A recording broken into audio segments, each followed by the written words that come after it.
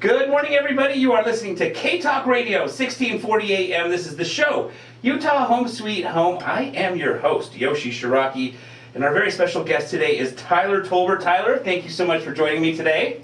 Thank you, man. This is awesome. Yes. So I am super excited because I knew Tyler back when he was a part-time real estate guy, and today he's killing it as a real estate guy. He's full-time. And I remember, what was it, the color run? Yep. The color run, right? Yep. Yeah, so Tyler used to participate working in the color run. And I remember him telling me about it, and you had your license at one point and then let it expire. Wasn't sure if it was the career for you, then got back into it. And now you're a full-time, and guys, this is what's so cool. It's not just, not to discredit residential investors, because that's what I am, so I don't want to discredit myself. I don't want to do that. But Tyler is a commercial investor, so he just went big from the get-go. Most people take a minute to work their way up to commercial. Tyler didn't take a minute. He just got right to it. He did start with residential, as far as I'm aware. I think it was a fourplex, but then he just went big.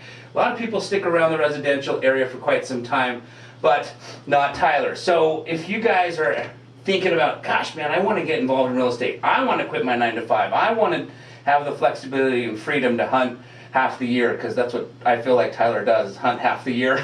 Every time I call him. Pretty accurate, yeah. Yeah, he's hunting. And so you're definitely going to want to listen to this story. So Tyler, if you don't mind, can you please start off by sharing a little bit about yourself and how you got into real estate? I talked a little bit already how you were in the color run, but I don't know if you want to start there or how you just kind of got into it. Sure, yeah, well, thanks so much for having me. This is awesome, and it's always enjoyable to be around your personality and energy, Yosh. Oh, thank you. I appreciate that. Absolutely. Well, I think it probably goes back, honestly, when I was in middle school. I read Rich Dad, Poor Dad, which seems to be the starting line for so many people.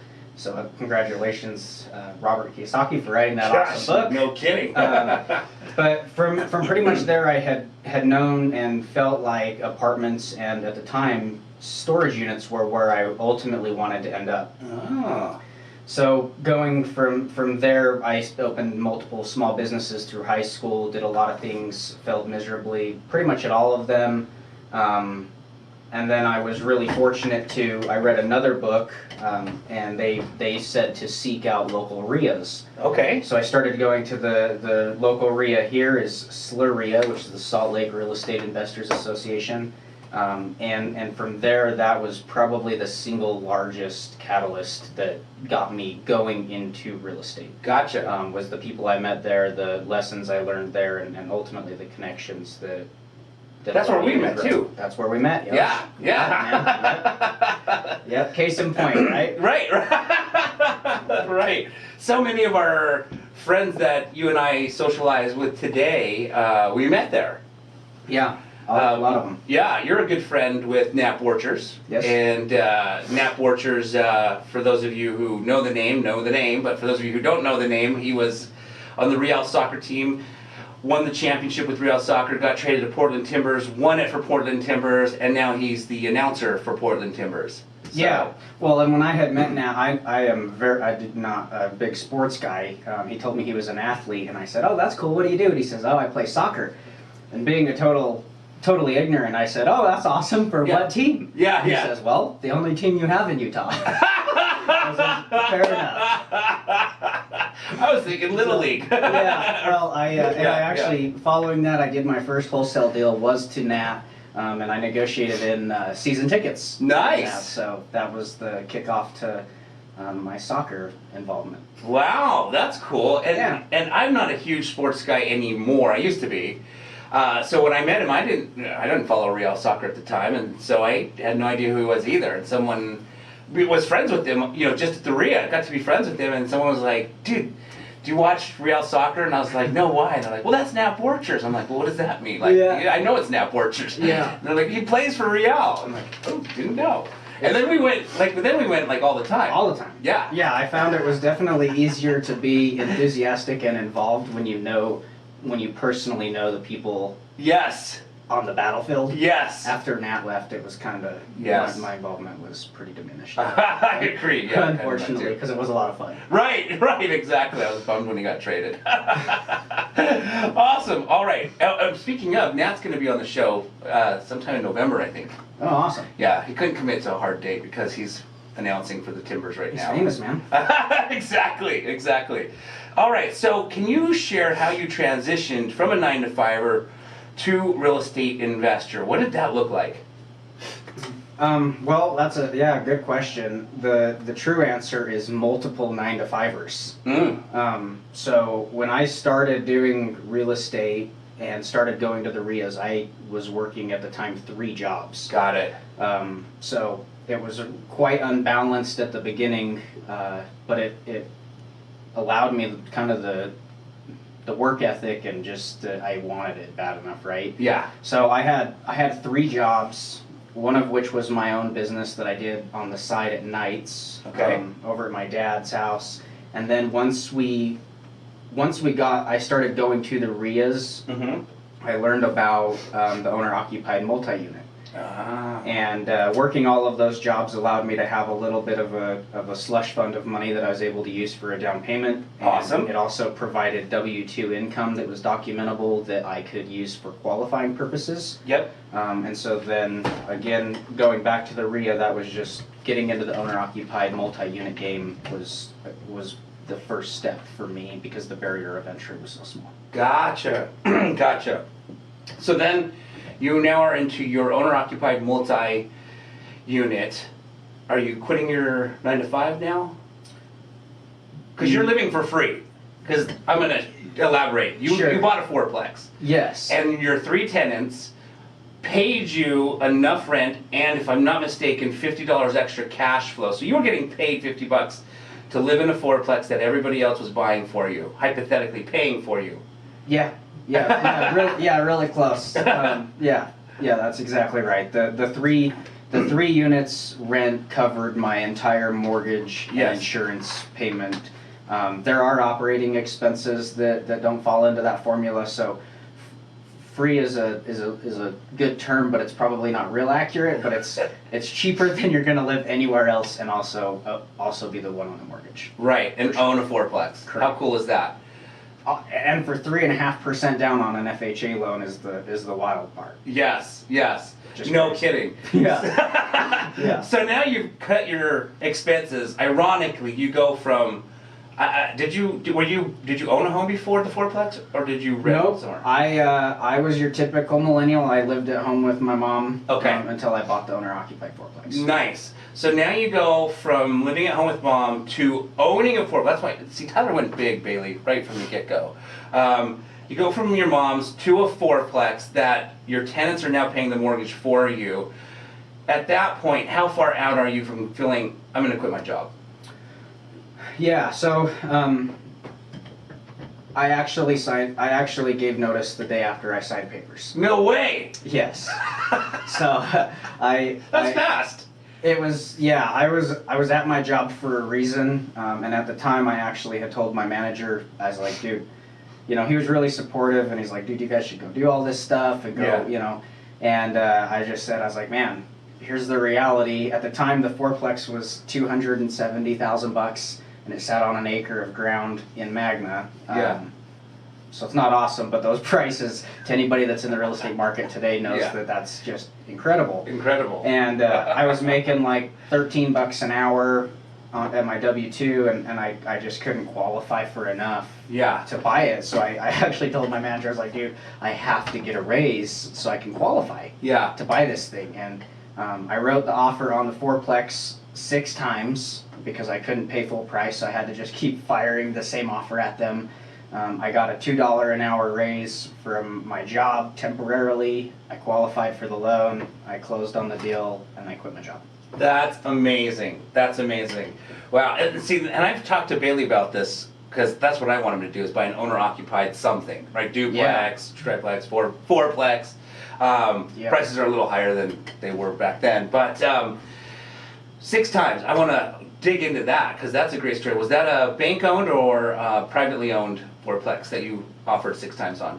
It was privately owned and it was on MLS. Gotcha. So this was in the day when multi-units didn't go on for 6 days and have multiple offers and stuff for over asking. And yes, you know, it was 2013, so things were perfect. Yeah, I mean, I don't really have a lot of frame of reference because I didn't play the game before that. But, it just seems like they were definitely affordable. Yes. You know, yes. and not everybody was buying them. So these, you know, there was more inventory, which it just allowed for a buyer to have more power. Yeah.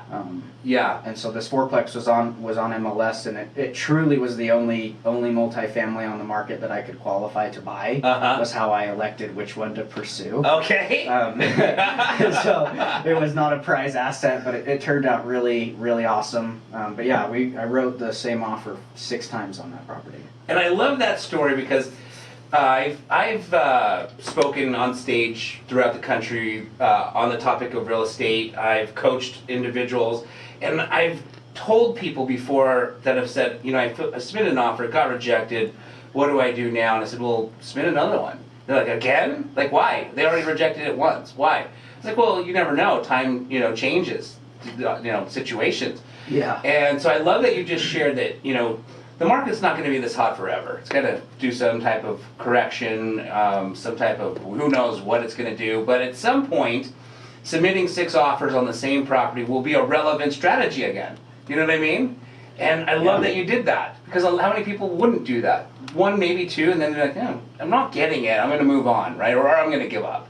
Is probably what would happen. Yeah, I think people would get in their own head about being offensive to the seller or because the real estate agent, every time I would call them, and I was an agent as well at the time and had never even done a single transaction in my career, so I can only imagine how painful talking to me on the phone at the time was. But I think people get in their head and they think that they're causing problems or turmoil or whoever on the other side, but right. Yeah, the reality is that they've got their number on that for sell sign because they want you to call them. Yeah, so yeah, exactly. It's and I'm sure at the end of the day, the agent ended up loving you because he got his commission because of you. Yeah, we were able to structure a unique deal, and I had some help from some resources that I met at the RIA again that made that deal possible. Yeah. But we got it closed, and he made a commission, so yeah, it's hard. I'm glad he was talking. Yeah, hard to complain, I guess. Right. The deal's over. Exactly. Now, if I remember correctly, you were entertaining the idea of subdividing because it was such a big lot. Did you ever go down that road and subdivide it? And can you elaborate a little bit what you did when you're Sure. So the fourplex it sat on, we can call it an acre for simplicity. It was just over an acre. Okay. And the building itself was actually like perfectly on, let's say, one of the corners of the parcel. Yeah. So I went through the process and ultimately used the cash flow. Once I had moved out of the property, I lived there for as long as the FHA guidelines required me to. Mm-hmm. And then after I moved out, the cash flow that I was able to save from that allowed me to hire an engineer and start moving towards a subdivision process. Gotcha. And what we ended up with was 3 vacant lots that were, a fifth of an acre. My fourplex sat on a quarter of an acre, and then we had a private drive that was 28 feet wide and 100 and some odd feet long. So I basically took one parcel, created 4 parcels. Wow. And had no additional debt other than what was the primary mortgage secured against the fourplex. Wow. And did you sell those parcels? I did. What an amazing first deal, Tyler. Yeah, like I said, I wish I could take more credit because it was probably the best deal I honestly will ever do in my whole career. Yeah. But I truly just, you can't hit the ball if you're not at the plate. Right, and right. So it was just a matter of taking action, and honestly, I got lucky. Yeah. So you sold them each individually to 3 different people, or builder came and bought all 3? So my original plan, I wanted to sell the whole thing as one piece. Okay. I wanted to sell the fourplex with the bolt-on lots. Oh, got it. And hopefully help somebody tee it up where they could have a development deal that had ancillary income off the multi-unit. Yeah. That didn't end up working out. I did have it under contract. They backed out.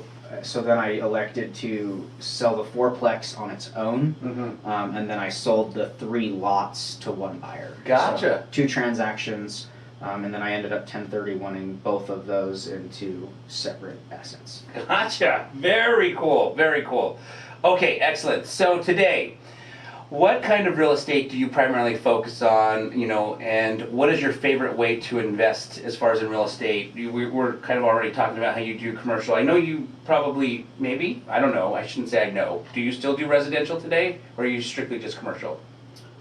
I don't buy single family houses unless they're really, really awesome deals, or they're in a really, really good spot. Gotcha. Then you can subdivide and yeah, or I've got a property on a really busy street that's surrounded by 6.5 acres that UDOT owns. Or excuse me, UTA. Yeah. So, that's a good example that probably is going to be easy to throw in the mix of a giant development. Yeah. Right at a track stop. Yeah. But I wouldn't buy like a regular house in a neighborhood like I used to. I haven't owned a single family home other than that one in my primary residence for about 3 years now. Gotcha. Okay, so what do you focus on, if you don't mind me asking?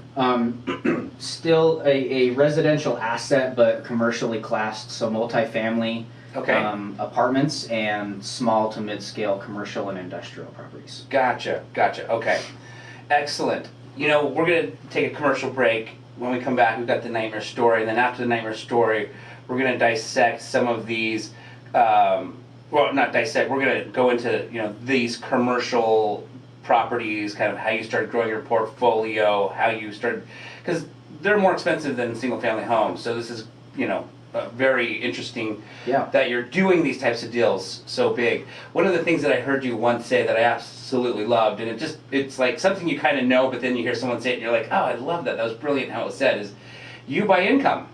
Like, I've heard you say that multiple times. And it's just like, you don't buy real estate necessarily. Yeah, you buy real estate that gives you income, right? And cash flow's king, man. Cash flow's king, and that's why you're hunting half the year.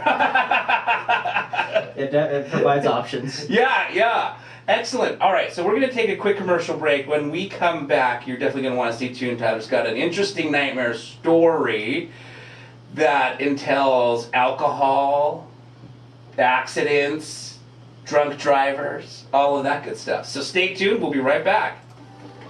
Did you know the Snap Leash is the most Awesome. Thank you, Tyler. Dude, that goes by a lot. It goes by way faster. So fast. Yeah, dude. So fast. Before we know it, the show's over. Yeah.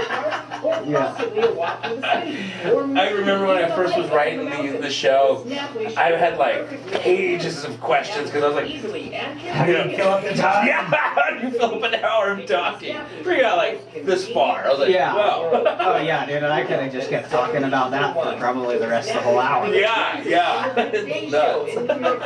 Yeah, we could talk about that one deal forever. Yeah, no kidding. I remember chatting with you and you're like, I get paid like $50 bucks, I couldn't remember, to live there hypothetically based off a mortgage. Yeah. I was like, that's so cool. Yeah, dude, I bought that with 3.5% down, took a 3% commission, so I had like $1,800 in the deal, and then I 1031 the fourplex into a 5-unit. The cash flows like $2,300 a month now.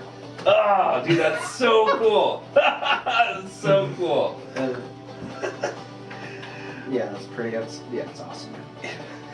All right, guys, we are back. You're listening to K-Talk Radio, 1640 AM. This is the show, Utah Home Sweet Home. I am your host, Yoshi Shiraki, and today our very special guest is Tyler Tolbert, and he is now going to share the nightmare story and, of course, the lesson that can be learned. Tyler, basically the reason why we do the nightmare story is because I've learned a lot from my nightmares on how not to do stuff, and you know Trevor Thompson, obviously. I used to office at their office, Randall, Josh, and Trevor, and for a couple years, and sat at a desk, not just in the next room from Trevor, and there'd be times where we just trade nightmare stories so that we could teach each other lessons to not have to go through it by hearing their story. And so that's where this segment comes up, is every guest shares a nightmare story. And man, the value that I get from everyone's nightmare story, I'm like, oh yeah, good thing you told me that. So if you don't mind, can you dive into this story, please?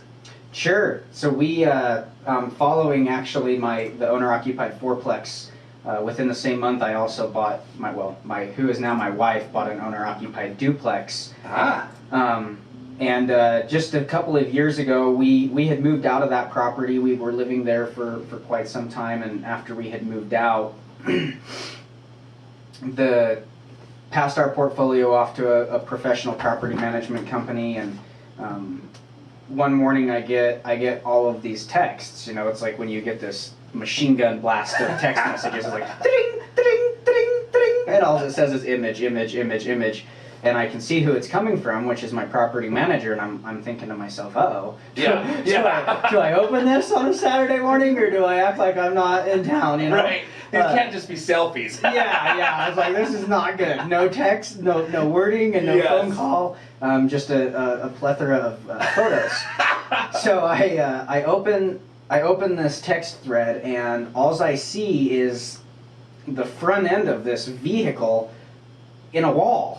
From the inside. Oh my god. The photo is taken from inside, and it took me a minute to kind of figure out what it was and what I was looking at. And what happened was this little duplex we have out in Magna sits on a corner intersection, and it would Friday night at about Saturday morning at like 2:00 a.m. A intoxicated individual stole a Cadillac Escalade, which then turned into a DUI situation, and they chose to, maybe they didn't even choose it, but they drove that vehicle right through the living room wall of one of our properties. Oh my gosh.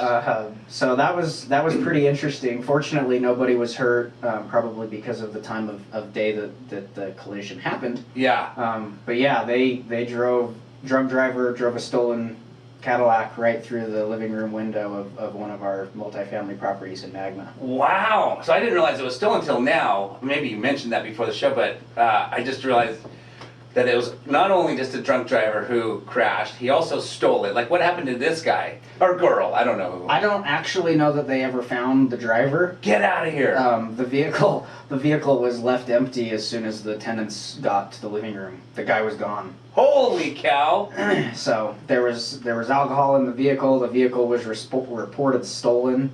And that's how we know it was a drug driver in a stolen vehicle, but I don't actually know that they ever caught him. No way. So how do you get away with something like that? Especially if you're drunk. Now what are you doing? Running drunk down the street? Yeah, I don't know. I guess that's a form of camouflage out in that part of town. Right. It was kind of interesting. Funny side note about that is that when we lived there were all these trees, and a lot of them, big mature trees, and a lot of them had grown onto the roof and things like that. So we paid somebody to come out and trim these trees off and blah, blah, blah. We removed some big bushes out front that were quite ugly. And there was this old tree that had been right on the corner of the property, and I contemplated taking it out because it was basically just a stump. When trees die, people cut all the limbs off of them, and then they leave this telephone pole looking type of thing. But I actually elected to leave the tree stump in the ground because I wanted to have some sort of first line of defense being on that intersection there, to prevent exactly what happened from happening. But it didn't work. His tire tracks took out the chain link fence and missed the tree probably by less than a foot. Oh my gosh. But yeah, it was kind of wild. That is wild. Holy cow. Maybe he's listening to the radio show right now and he's like, that was me. Yeah. Well, we'd have to go back and check our stuff to find out what the cost was. But if you're listening, we'd love a check. Yeah. We definitely did not get that fixed by volunteers. So. Right. Oh, man.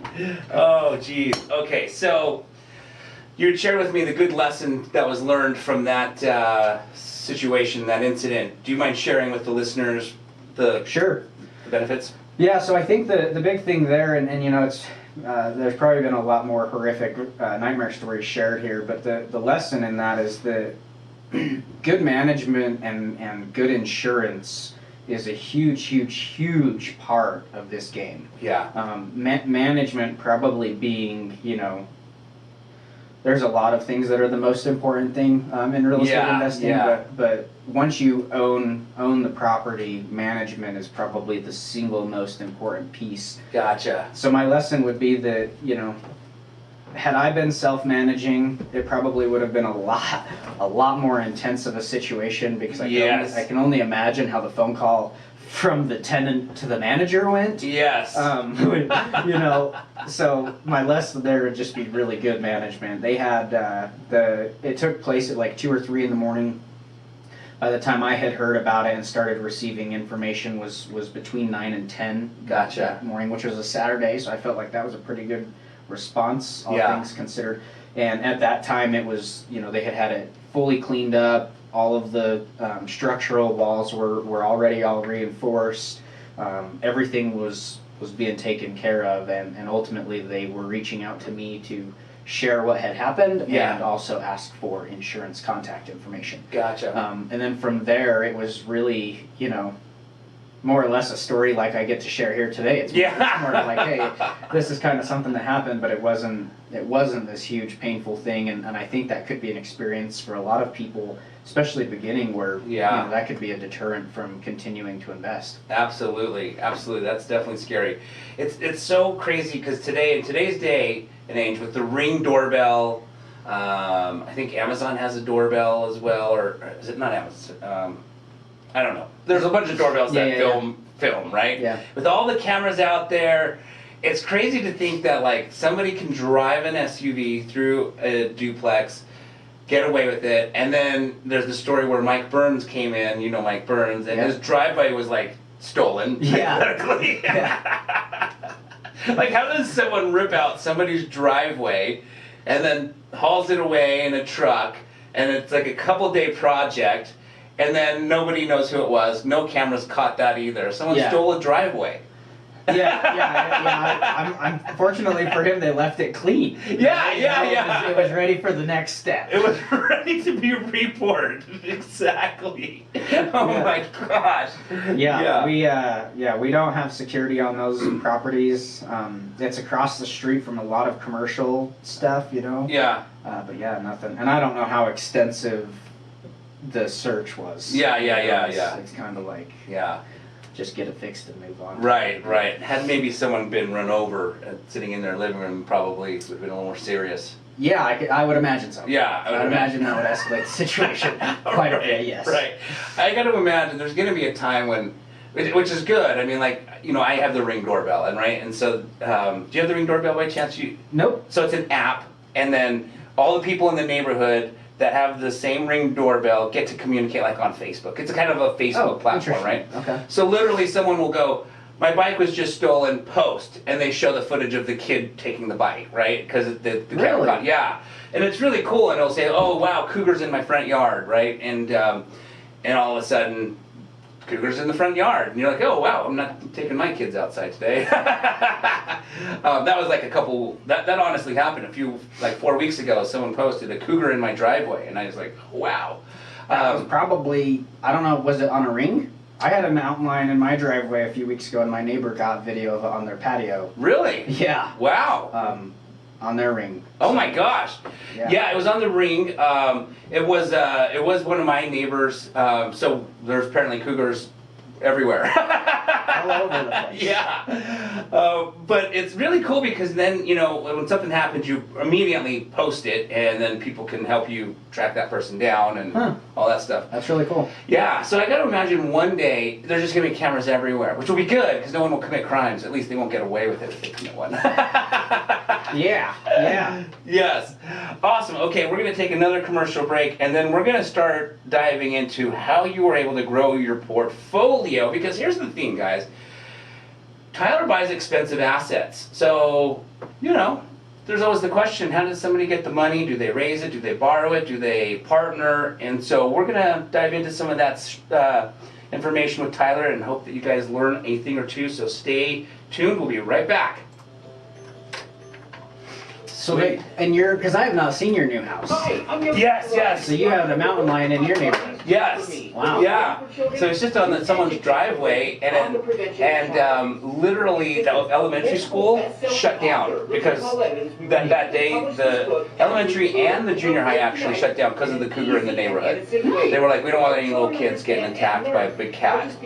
So my kids didn't go to the school, but like literally the ring starts going off. It's kind of like, boom. Oh, what's that? Oh, it's not Facebook, it's Ring, right? And it's the mountain lion, walking around. And That's so, cool. yeah, I think that's cool. I do too. Me and Heather, one night we were sitting up at our house, and I put in this like rink-a-dink little pond. Yeah. And we were sitting there, and the mountain lion came up the driveway and laid down, like I put in these flagstone like patios, just like lays down and starts drinking out of the pond. That's I was like, awesome. holy crap! It was pretty cool. That is so cool. All right, guys, we are back. You're listening to K-Talk Radio, 1640 AM. This is the show, Utah Home Sweet Home. I'm your host, Joji Shiraki. Our special guest is Tyler Tolbert. We were talking about mountain lions on our commercial break. He had a mountain lion drinking out of his water fountain, right? Or Little pond. little pond that he put in his backyard. That's freaking cool. It was really cool. Yeah. Really cool. Awesome. All right, so Tyler, I know about some of your investment properties, and it's fascinating because, like I said, you just skyrocketed your career right into the commercial world, where typically it's a slower transition for most investors. Do you mind sharing how you started to grow your portfolio, kind of strategies that you implemented? Did you just like leverage other existing investments, partner with people? Do you mind diving into that a little bit? Sure. Yeah, and it's probably a lot of all of that stuff. Okay. So I think the first thing was that I never increased my living expenses as my income went up. Gotcha. So I lived in that owner-occupied fourplex. We then lived in my my wife's owner-occupied duplex. When we were saving those funds from not having to pay rent or a mortgage or anything like that, we just saved the money. Gotcha. So that was probably the first thing, is you've got to be a saver before you can be an investor. Yeah. So keeping my personal living expenses low was really pivotal.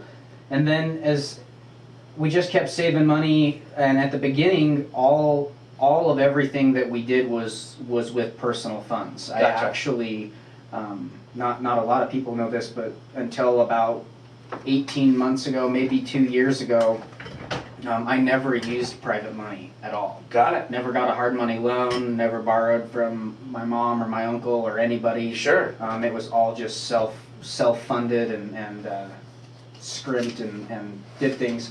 Back in that time though, 2013 to 2017, the market was different, so we were able to structure transactions a lot differently, where it wasn't quite as capital intensive. Yeah. So it was easy, I definitely was not making a ton of money. It just was, the barrier of entry to get into some of the deals then was just a lot different. Right. Especially compared to now. Yeah. So kind of moving forward, some of the things that I've done to upsize my portfolio and increase the quality of assets that we hold is we've leveraged the 1031 exchange. Oh, nice. So I have sold, that's a part of the tax code that allows somebody to sell a piece of real estate, buy a like-kind piece of real estate with a bunch of other nuanceical pieces. I'm not giving any advice, but with deferring the taxes until a later time, right? Right. So if you make $100,000 rather than taking home 70 of it and giving 30 to Uncle Sam, that allows you to take the whole 100 into the next deal. Right. So we started doing some 1031 exchanges. I actually exchanged the fourplex that we spoke about a little bit earlier. I also exchanged those lots into 2 separate properties. And currently we do all of the above. So we borrow private money on short-term hard money type loans. We raise capital from partners that have money that they either real estate professionals or people not in real estate will put funds into our deals. And then I still buy stuff on my own. So we kind of do everything now. Nice. Very cool. That's fantastic. Do you mind sharing then how you find these opportunities? Are they just on the MLS, or are you finding them through your network of other investor friends, or do you do marketing, mailing campaigns, anything like that? Yep.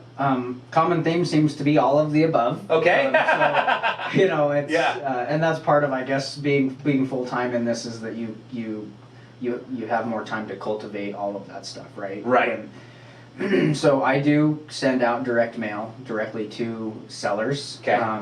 The intent there is for me to be able to purchase a property that not the whole market gets to see. Yeah. Sometimes that allows us to have better pricing on Mhm. assets, but usually the reason that I do that is it allows me to communicate directly with the decision maker, Gotcha. the owner of the asset. Yeah. And the value there is that it allows you to uncover what their actual motivation or problem or pain, if there is any, Yeah. might be that would encourage them to sell their property, or even let them consider it. Yeah. And when you understand actually what's going on in their life, it's a lot easier to structure a deal Yes. that may not just be your run-of-the-mill vanilla, go get a loan, put down, whatever, depending on what you're buying, 20 to 35%. Yeah. So I send out direct mail because I think there's a lot of value, both for the seller and for myself, Yeah. in trying to be able to do stuff non-traditionally. That makes sense. Yeah, and then I do a lot of networking. Well, before 2020 and COVID, there was a lot of networking. We do buy stuff off the MLS today, Okay. Uh-huh. so there's still deals on MLS, and a lot of stuff is brought to us off market. Just as time has gone on, people know that we're buyers and Yeah. that we're serious. So Yeah. they bring us deals that are troubled. Gotcha. I know of a deal that you partnered up with a friend of ours that you used to office with, and maybe you still office with. I don't know. Do you still office in Red Road Road? Do you still No, have but that we still office? own that. That's the one that's going to be the big. I think. Oh. It's going to have some legs. Yeah. Okay. Very That's the cool. only single family home in my portfolio, but it's technically a commercial asset. Yeah. Does your partner still office there? Nope, we actually rent it out. Oh, nice. So you So- both moved in and then both moved out at Yep. some point. Okay. Yep. Nice. And at one point we had a title company, Leslie Peterson, I was remember. officing there with us as well. So we had built our own little real estate trifecta. Yes. I actually had a closing there with Leslie. Yeah, probably all kinds of people did. That's right. Very cool. That's what's awesome about owning real estate, man, is other people use what you have and they pay for it. Yeah, no kidding.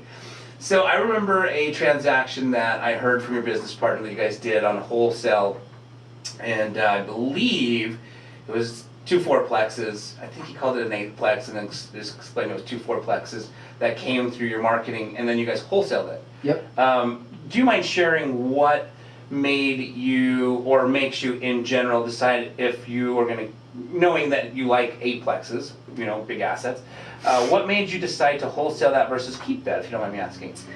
Other than the payday. Yeah, man, that's a really good question, and it actually is a question I ask myself on every contract I get, or every property I put under contract. Yeah. At least off-market stuff is, how do you quantify the value of holding a property and actually being an investor versus what the possible monetary upside would be of being a deal engineer. Yeah. Right? Because Yeah. wholesalers, with all due respect, they're not real estate investors. Sure. Yeah. Yeah. They're deal engineers. Right. They don't actually invest. They buy Right. They buy marketing. Sure. But they're not investing in the real estate. Yeah. And I'm guilty of that as well. I wholesale. Yeah. So we, at the time, a lot of it probably had to do with my personal financial situation and some of the goals that I had and trying to grow, and it was a big property. Yeah. At the time in my career, so it seemed like the path of least resistance, and the wholesale fee was attractive. Yeah. Seeing what happened with that asset, as always, when you wholesale something, it's like looking back, like, man, I should have kept that. Yeah. Yeah. You know. But yeah, that's a question I always ask myself, and now my formula more or less now is especially with the way the market and the economy are. Where's it located? What's the overall type and asset condition and class? Yeah. And is it something that I would be open to owning long term? Gotcha. And if that's the case and the numbers are good, Yeah. I'll hold it. Got If it. that's not the case, for me, I don't buy anymore. Well, I probably would if it was good enough. Yeah. See, that's what I'm saying. Just wishy-washy, man. Yeah. But for me, like to hold something really long term, I Yeah. want them cute, I want them cookie cutter, and Yeah. I want all the units conforming in the same. Yeah. I don't want the 1903 7,000 square foot Victorian home in the Avenues that was chopped up into 15 units. And Yeah. that's not my asset. Right. There's a lot of guys that really would like that. Yeah. I would wholesale that. I Gotcha. just don't want to own it. Got I want really like just very formal, Yeah. laid out properties. Got it. And if I'm not mistaken, correct me if I'm wrong, was it in Sugar House? Or That particular property was in Sugar House. Yeah. South Sugar House. Yeah. Wow. So I'm sure today it's worth like 10 billion probably. It's worth significantly more than we paid and significantly more than we wholesaled it for. Right, yeah.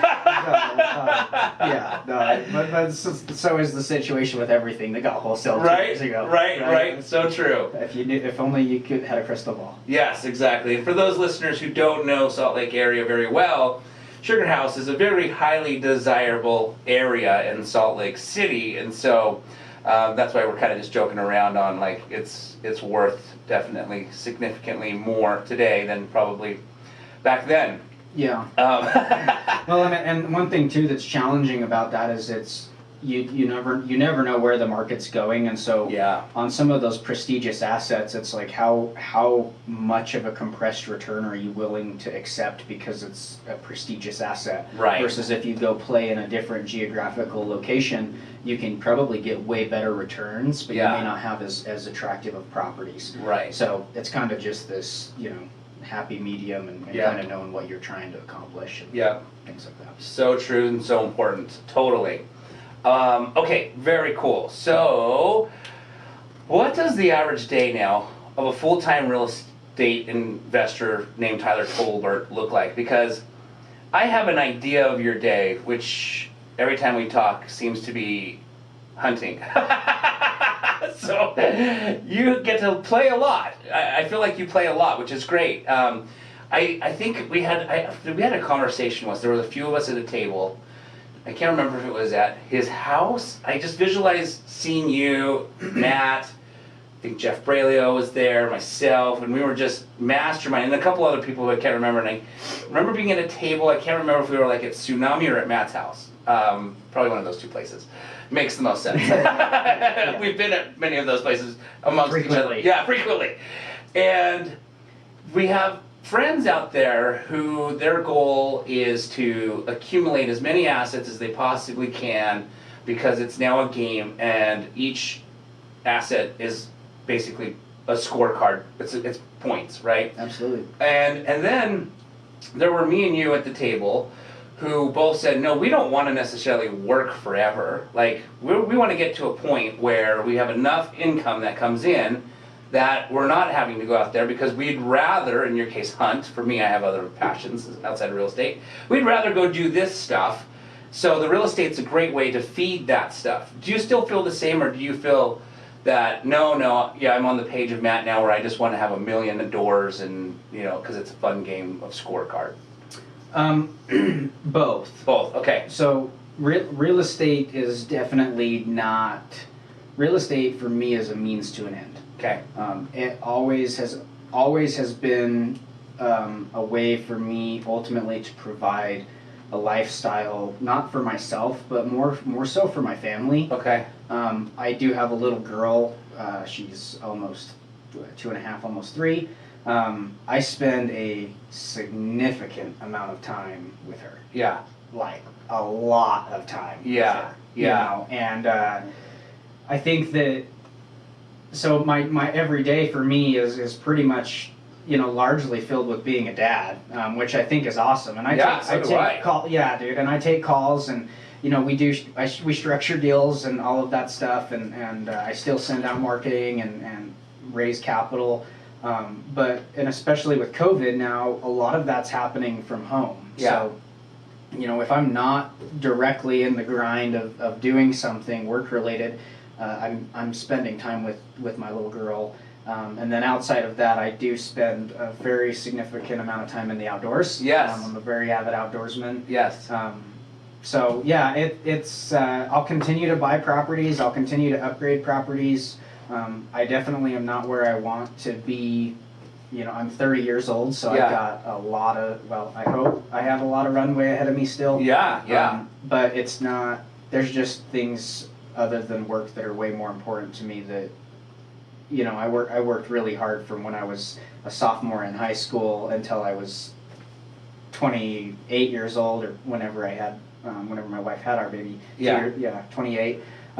So I really preloaded a lot of my That's work. so smart, yeah. You know, and the big thing is going back to what I said originally, it's about keeping your personal expenses low. Yeah. From a mentor of mine, he had told me, he's like, don't, you know, pay cash for everything other than your house. Yeah.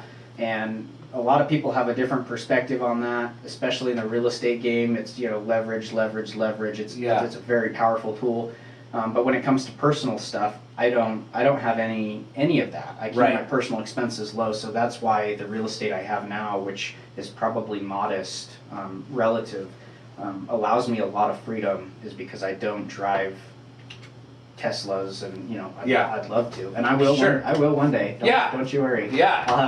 I'll have all kinds of really cool toys. I'm just okay having them later so that Yeah. I can spend the time that I desire with my family. That's very smart. And like you see, for me, real estate, I love real estate because it's been a machine that's been able to provide a lifestyle, like you said, for me and my family at basically my terms, right? My schedule's very flexible. You know, I'm also an entrepreneur. I have other businesses, and then I've got my 2 kids, and you know, I'm like the only dad that's at every single swimming lesson. You know what I mean? At every single guitar lesson. At every single, well, he just actually started guitar yesterday, so I've been to every single guitar lesson. You're 1 for 1, brother. Yeah, I'm 1 for 1. But because of real estate, I have this ability so my son's been in MMA since he was 2, right? I love the fight game, so my son's learning, you know, the fight game. But every single one of these, I'm like the only dad that's at every single one. Yeah, there's some dads that show up here and there, but because of real estate, it allows me to be able to still make a living for my family, live comfortably, and then have that flexibility to spend with my kids. You know, like you spend time. So I love that. Okay. Yeah, family's number 1, dude. Family is number 1. I totally agree.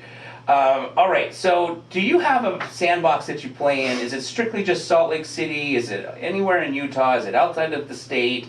And if so, where is it? If you don't mind me asking. Yes, I do, and no, I don't. I have not done anything out of state. Okay. I'm definitely allured to that because it seems like the returns are very attractive.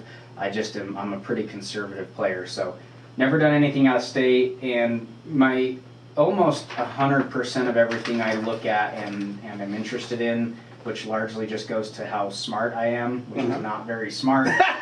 I only can comprehend, you know, such a small geographic area with any level of competence. So Salt Lake County is pretty much my target right now. Gotcha. Especially considering all things economically and COVIDly and so on and so forth. Right. Guys, Tyler is super smart, so as he's making a joke, I've had the opportunity to hear him share at the RIAs, we belong in a mastermind together, hear him share, so man, he's done some amazing stuff at such a young age. You're 30, you just said you're 30, right? Yep. Wow, that's great. Awesome. Okay, Bailey, we got to get you going. You're 21? Bailey's 21. He's got 9 years to... Hey man, it's easier to do it at the beginning. The longer that you wait, the harder that it gets. Even with having momentum, you know, myself, it's like the older you get, the faster time goes, the more expensive things get, and the more responsibilities you have. The one thing I would say I did well, which again was just luck, was start early. Yeah, perfect. which leads to the next question. I always like to ask at the end of the show all my guests if they have any tips for the listeners on being able to pursue whatever it is that they want to pursue. You know, you're sick of your 9 to 5, whatever it is that you want to pursue. You have a dream to go do something, and you go out and do it and execute like Tyler has with discipline at a young age, which is very hard for young people to do. I feel like you said, I see so many people, you know, going to get the Tesla today, you know, but hold off on that, buy an investment property instead, in our case, because that's what we like is real estate. Do you have any tips for the listeners on pursuing a passion? Well, it's silly that this would be it because I'm not a sports guy, but the thing I really like to think about is with baseball, you're not going to hit the ball if you're not at the plate. Yeah. You know, so if you have something that you want to accomplish, no matter what it is, if you're not trying to accomplish it or putting yourself in a position where you can accomplish it, Yeah. you won't, right? Right. You're not going to hit a home run, you're not going to hit a bunt, you're not even going to get walked to Right. first base if you're sitting in the dugout, Right. period. So step up to the plate, do something as small or meaningless as it is, just do something. Yeah. Because even if it seems meaningless to you, it's action, Yeah. right? And, Yeah. and you won't do anything if you don't work towards it. And then a small other thing as I think we're getting close here, but something that's really powerful for me is I love watching every morning and night a 5 to 10 or however much time you've got, 5 to 10 minute short YouTube motivational video. Yeah. And if you just open YouTube, everybody I'm assuming knows what that is. Just type in motivational video. Yeah. Every morning and night and just watch one. It doesn't matter what one it is, it doesn't matter. But just programming your mind and having a strong mind makes it a lot easier to step up to the plate the first time. Yep. And most importantly, it allows you the courage and the whatever it might be to step up to the plate the second time. Right. And the third time and the fourth time and the fifth time. And if it takes 6 times or even 600 times, Yeah.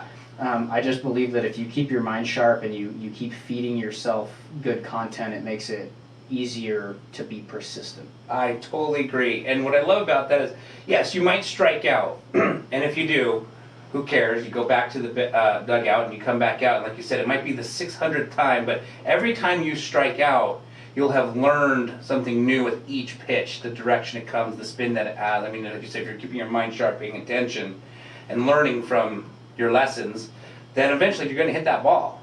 And, Yeah. you know, you get to first, you know, and then eventually you get to second. And one day, eventually you get to third, and one day you'll eventually get home and reach your goal. You got it, man. Life's a teacher, you know. It'll teach you the same lesson over and over and over until you've proved that you've learned it. Yep. You know, so it's like, you know, just if you're not happy with the results that you're getting, maybe interpret that a different way, and rather than being upset about it or discouraged, realize that that's just life telling you, hey, there's a lesson to learn here. Absolutely. And likely enough, if you do the actions you did to get where you were, you're going to end up in the same spot and Yep. have pain, and that's life, again, teaching you. So just change what you're doing and be conscious. Awesome. Love it. Excellent. Tyler, thank you so much for joining us on the show today. I really appreciate you. Appreciate you, man. Thanks so much. Thank you. All right, guys. You've been listening to K-Talk Radio, 1640 AM, the show Utah Home Sweet Home. I hope all of you have a spectacular rest of the weekend.